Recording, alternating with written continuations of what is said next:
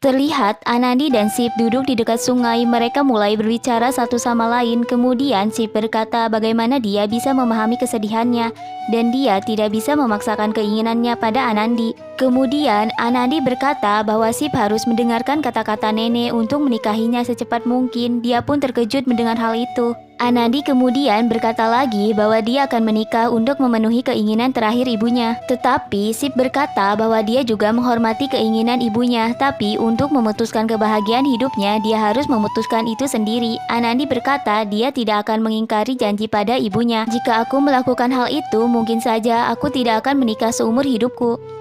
Anandi pulang bersama pelayan dengan membawa barang untuk perayaan. Kalyani berkata pada Anandi bahwa dia sangat dewasa dan bertanggung jawab. Kemudian Anandi bertanya kepada Kalyani apakah dia harus berpuasa meskipun dia sudah bercerai. Kalyani kemudian memberitahu Anandi bahwa dia masih tetap harus berpuasa. Anandi pun segera pergi untuk menyiapkan perayaan Karvachot. Di sisi lain, Gauri sedang meletakkan Mahendi di tangannya dan dia meminta nama Jagdish ditulis di tangannya. Anandi juga sedang melakukan hal yang sama. Anandi masih tenggelam dalam kesedihannya. Setelah itu, semua wanita melakukan tradisi selanjutnya. Anandi juga melakukan hal itu. Kemudian Anandi teringat dengan perayaan terakhirnya bersama Jagdish.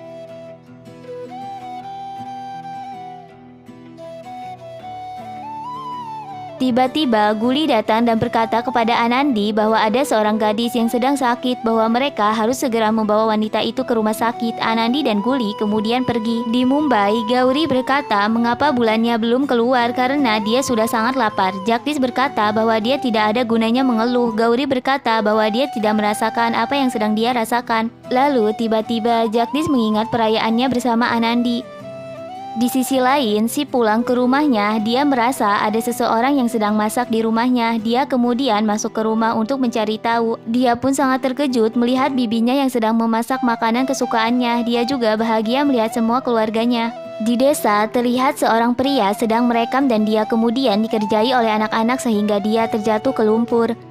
Melihat hal itu, Anandi langsung memarahi dan menasehati anak-anak itu. Sementara pria itu merekam Anandi ketika Anandi sedang memarahi anak-anak. Anandi kemudian segera menolong dan membersihkan pakaian pria itu.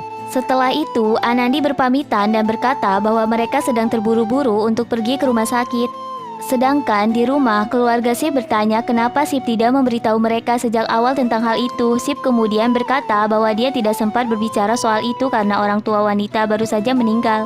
Mereka semua berpikir bahwa Sip sedang membicarakan Asima, tetapi Sip menjelaskan bahwa dia sedang berbicara tentang Anandi. Kemudian keluarganya berkata bahwa mereka sepertinya pernah mendengar nama Anandi. Sip pun menjelaskan bahwa dia wanita yang pernah ada bersamanya di TV.